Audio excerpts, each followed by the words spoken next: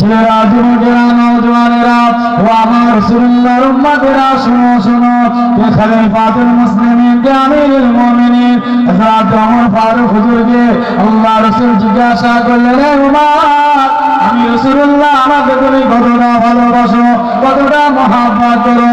আমার নবী সাহাবা খলিফাতুল মুসলিমিন হযরত ওমর ফারুক হুজুর বলেছিলেন, ইয়া রাসূলুল্লাহ, ইয়া হাবিবাল্লাহ হুজুর, আল্লাহ আমার ধন দৌলত, টাকা পয়সা, ছেলে মেয়ে, ঘর বাড়ি, ব্যবসা বাণিজ্য, সোনা দানা গয়না, যা কিছু খোদা দিয়েছে, 4 ভাগের 3 ভাগের বেশি আপনাকে ভালোবাসি, 1 ভাগ আমি আমার নিজের জন্য রেখে দিলাম। আল্লাহ নবী বললেন, উমর, তুমি প্রকৃত ঈমানদার মুমিন মুসলমান হতে পারলে না। কি হতে পারলে না? প্রকৃত ঈমানদার মুমিন মুসলমান হতে পারবে না। এবার আপনাকে প্রশ্ন করি, আপনি যদি রাসূলুল্লাহর সাথে বেয়াদবি করেন, আপনি কি প্রকৃত ঈমানদার মুমিন মুসলমান হতে পারবেন? কথা বলেন না কেন? তাহলে আপনার জন্য নামাজ, তাহলে আপনার জন্য রোজা, নামাজ, রোজা, হজ, যাকাত কাদের জন্য? যারা প্রকৃত ঈমানদার মুমিন মুসলমান, তাদের জন্য তো নামাজ। কাফেরদের জন্য কি নামাজ? কথা বলেন না কেন? ছেলেরা, যুবকেরা, নওজওয়ানেরা ও আমার রাসূলুল্লাহর উম্মতেরা, শোনো শোনো, কে খলিফাতুল মুসলিমিন, কে আমিরুল মুমিনিন, কে ওমর ফারুক হুজুর, যে রাস্তা দিয়ে সকালবেলা ওমর ফারুক হুজুর হেঁটে হেঁটে যেতেন, সন্ধ্যা পর্যন্ত ওই রাস্তা দিয়ে শয়তান ভয় পেয়ে যেত না। খলিফাতুল মুসলিমিন হযরত ওমর ফারুক হুজুর ওই শয়তানকে দেখে ফেলতেন, যদি পাগড়াই করে ফেলতেন, যদি ধরে ফেলতে পারতেন, খলিফাতুল মুসলিমিন হযরত ওমর ফারুক হুজুর সঙ্গে সঙ্গে ওর গর্দানটা ঘাট থেকে নামিয়ে দিতেন। খলিফাতুল মুসলিমিন, আমিরুল মুমিনিন যদি রাসূলুল্লাহ দরবারে গিয়ে আল্লাহ নবীর সামনে উচ্চ আওয়াজে যদি কেউ কথা বলে, আমার নবী দরবারে গিয়ে কেউ যদি বেয়াদবি করে, কেউ যদি আল্লাহ নবী দরবারে গিয়ে রাসূলুল্লাহর সামনে গুস্তাখি করে, খলিফাতুল মুসলিমিন হযরত ওমর ফারুক হুজুর সঙ্গে সঙ্গে তার গর্দানটা ঘাট থেকে নামিয়ে দিতে, কতল করে দিতে। খলিফাতুল মুসলিমিন, আমিরুল মুমিনিন হাজরে আসওয়াদ পাথরটাকে লক্ষ্য করে বলেছিলেন, ইন্নাকা হাজারুন মা তানফাউহু ওয়া লা তাদুরুহু, ও হাজরে আসওয়াদ, আমি মা তোমাকে চুমা দেব না, আমি মা তোমাকে ঘুষা দেব না, তুমি একটা বেজান পাথর, তোমার তো নড়াচড়া করার ক্ষমতা নাই, তোমার তো উপকার করার ক্ষমতা নাই, তোমার তো ভালো মন্দ করার ক্ষমতা নাই, আমি উমর তোমাকে চুমা দেব না, তোমাকে ঘুষা দেব না। আর যদি তুমি আমার উপকার করতে পারতে, তুমি যদি আমার ভালো করতে পারতে, নিশ্চয়ই আমি উমর তোমাকে চুমা দিতাম। তুমি যখন আমার উপকার করতে পারবে না, ভালো করতে পারবে না, আমি উমর তোমাকে চুমা খাবো না। এখানে কেউ হাজী সাহেব আছেন? হাজী সাহেব গো, কি গো, আমাদের এখানে কারো হাত খরচ হয়নি না কি গো? না না, ও ওনারা মাশাআল্লাহ জান্নাত নিয়ে ফেলে যায়, ওনাদের প্রয়োজন নেই, তাই তো নাকি? আর কেন হাজরে আসওয়াদের গুরুত্বটা যদি বলি, বলে ভাইয়া এই কথাটা বলা আপনার মুখে সাজায়নি। হ্যাঁ, দাঁড়াও না গো বাবা, মনটাকে সিদ্দিকী যখন জবান দিয়ে কথা বলেছে, মনে করে ফালতু কথা বলেন। এবার তার সে যদি এসে তার কর্ম যদি খারাপের দিকে যায়, সেটা আলাদা বিষয়। এখানে কেউ হাজী সাহেব নেই আমরা, তাই তো? কি আমাদের আশা আছে না নেই? জোরে বলেন আছে তো নাকি? কিছুদিন আগে, এই গত 2 দিন আগের কথা বলছি, হাওড়া জেলার এক জায়গায় জলসায় গিয়েছি, এক এলাকাটার নাম বলছি না। একজনের বাড়ির সামনে BMW গাড়ি দাঁড়িয়ে রয়েছে। কি গাড়ি? BMW। যারা গাড়ি সম্বন্ধে একটু জানেন তারা বুঝবেন। BMW গাড়ি দাঁড়িয়ে রয়েছে, মাশাআল্লাহ 3 তলার বিল্ডিং রয়েছে। দেখলাম, আমি জিজ্ঞাসা করলাম, কি গো এখানে কেউ হাজী সাহেব নেই? বলছে না ভাইয়া, এই মহল্লায় কেউ হাজী সাহেব নেই। আমি যতক্ষণ করে ধরছি, ওই গাড়িটার দাম হচ্ছে 30-40 লাখ টাকা দাম। তাহলে ওই মানুষটা যদি এখনো হজ খরচ হয়নি, তাহলে কবে আর হবে ওর হজ? কবরে যে হবে মনে হয়, ঠিক না বলবো? কে তোমাকে 3 তলা বিল্ডিং করতে বলেছে?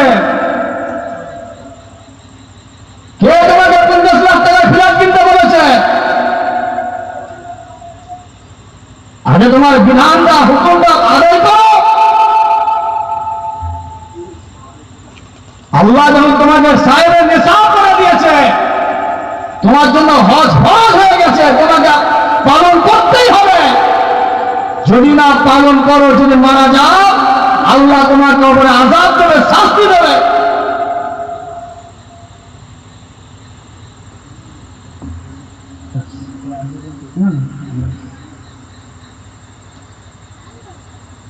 ও 6 লাখ 7 লাখ টাকা খরচা হয়ে যাওয়ার ভয়তে হজে যাচ্ছে নাকি আদরটা। যাই হোক, আমাদের মনের আশা আছে না নেই গো? আল্লাহ যেন আমাদের শেষ নিঃশ্বাসটা বন্ধ হওয়ার আগে হলেও আল্লাহ আপনার হাবিবের মেহমান হিসাবে, গোলাম হিসাবে আল্লাহ আপনি আমাদের কবুল করে নেন। সকল আল্লাহুম্মা আমিন। জোরে হবেন আল্লাহুম্মা আমিন। যাক, আপনারা মোবাইলে বা ফটোতে দেখেছেন তো, ভিডিও বা ফটোতে দেখেছেন, দেখবেন কাবা শরীফের দরজার পাশে একটা কোণে দেখবেন একটা স্টিলের ঘাস কাটা রয়েছে, দেখবেন ঘাস পাড়া রয়েছে, তার ভেতরে একটা পাথর রয়েছে কালো করা, দেখবেন ওই পাথরটার নাম হচ্ছে কি? হাজিরে আসওয়াদ পাথর। সকলে জোরে বলে হাজিরে আসওয়াদ পাথর। করে আলোচনা করছি, কি বিরক্ত লাগছে নাকি? ছেলেরা, যুবকেরা, নওজওয়ানেরা ও আমার রাসূলুল্লাহর উম্মতেরা, শোনো শোনো। খলিফাতুল মুসলিমিন, যিনি হলেন ইসলামের 2 নম্বর খলিফা, হাজিরে আসওয়াদ পাথরটাকে লক্ষ্য করে বলেছিলেন, কেন আমি উমর তোমাকে চুমা দেব? তুমি তো আমার উপকার করতে পারবে না, তুমি তো আমার ভালো করতে পারবে না। সেই খলিফাতুল মুসলিমিন হযরত ওমর ফারুক কিছুক্ষণ পরে আবার ওই হাজিরে আসওয়াদ পাথরটাকে লক্ষ্য করে বলেছিলেন, এ হাজিরে আসওয়াদ, আমি ওমর তোমাকে চুমা দেব, আমি ওমর তোমাকে ঘোষা দেব। আমি ওমর কেন ওমরের ঘাট তোমাকে চুমা দেবে? কেন কেন কেন? লাউলা রাআইতু রাসূলুল্লাহ সাল্লাল্লাহু আলাইহি ওয়াসাল্লাম ইউকাফিরু মা কাফারতুল্লাহ, আমি ওমর তোমাকে চুমা দেব। আমি ওমর এই দুটি চামড়া চোখ দিয়ে আল্লাহ নবীকে, দয়া নবীকে, হুজুর পাক সাল্লাল্লাহু আলাইহি ওয়াসাল্লামকে আমি ওমর নিজে চোখে দেখেছি তোমাকে কাজ করতে, তোমাকে চুমা খেতে, আমি ওমর নিজে চোখে দেখেছি, তাই আমি ওমর তোমাকে চুমা দেব। আমি ওমর কেন আজ থেকে কিয়ামত পর্যন্ত সদা আল্লাহর বান্দা বান্দি তোমার দুয়ারে আসবে, তোমার কাছে আসবে, তোমার ঘরেতে যারাই আসবে ওই হাজিরে আসওয়াদে চুমা দেবে। আরো জোরে হবে না?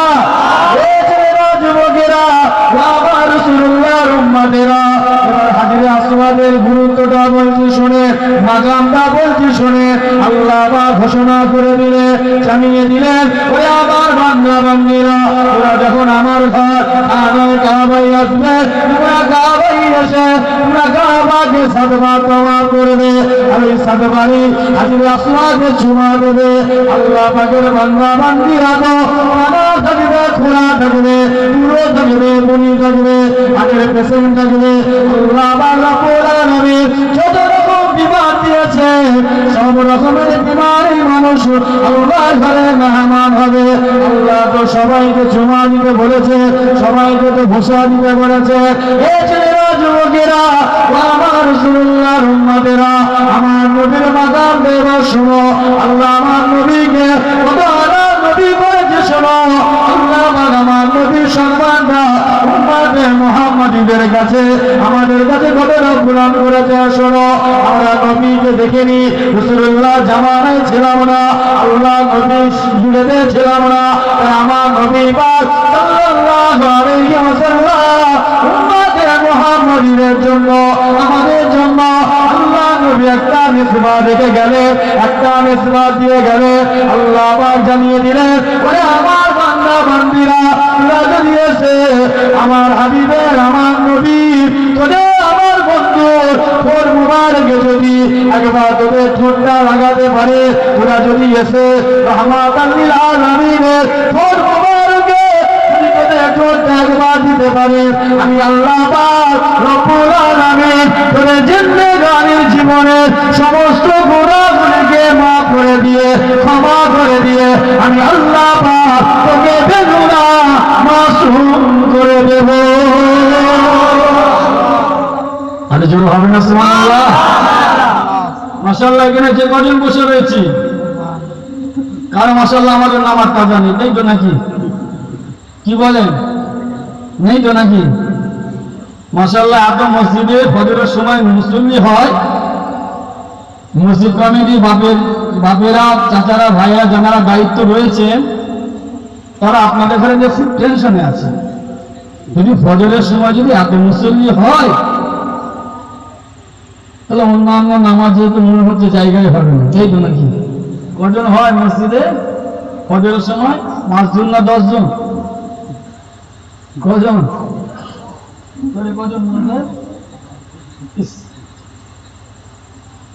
ভুল হয়ে যাচ্ছে, বাপেরা ভাইরা ভুল করে ফেলছেন, খুব ভুল করছেন।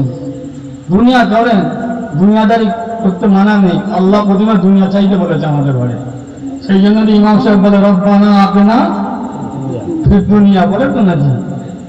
বারবার বলে, কেন বলেন তো? কেন আমার টাকা চাই, গাড়ি চাই, নারী চাই, ঘর চাই, বিল্ডিং চাই, সোনা দানা গয়না চাই। সেই জন্য ইমাম সাহেব দোয়া চাই।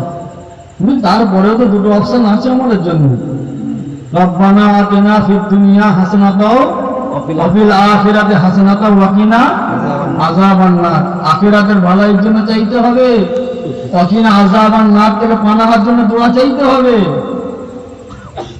শুধু দুনিয়া দুনিয়া করলে হবে?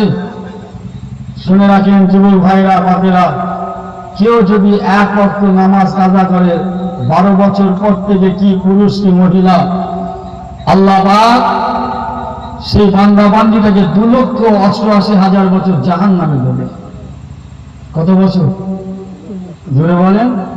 2 লক্ষ। তাহলে এবার নিজের বিবেককে প্রশ্ন করেন, আপনার 60 বছর বয়স হয়ে গেছে, আপনার 30 বছর বয়স হয়ে গেছে, আপনার 40 বছর বয়স হয়ে গিয়েছে, আপনার জিন্দেগিতে কত নামাজ কাজা রয়েছে? ঠিক না ভুল বলেন?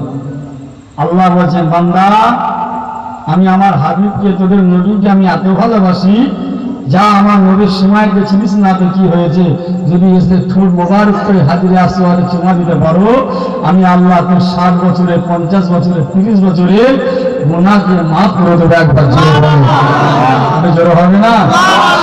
তবে মাথায় রাখবেন, হুকুকুল্লাহ, হুকুকুল ইবাদ, একটা হচ্ছে আল্লাহর হক আর একটা হচ্ছে বান্দার হক। নামাজ রোজা হজ যাকাত কার হক? জোরে বলেন, আল্লাহর হক। আল্লাহ বলছে, তোমরা যদি আমার হক মেরে থাকো, আমি আল্লাহ আমার বন্ধুর খাতিরে আমি আল্লাহ তোদের ক্ষমা করে দেবার। একবার জোরে বলেন। আজকে হুকুকুন নাসলে যাবো না, এটা আবার আলোচনা করলে আবার অনেকে রাগ হয়ে যাবে।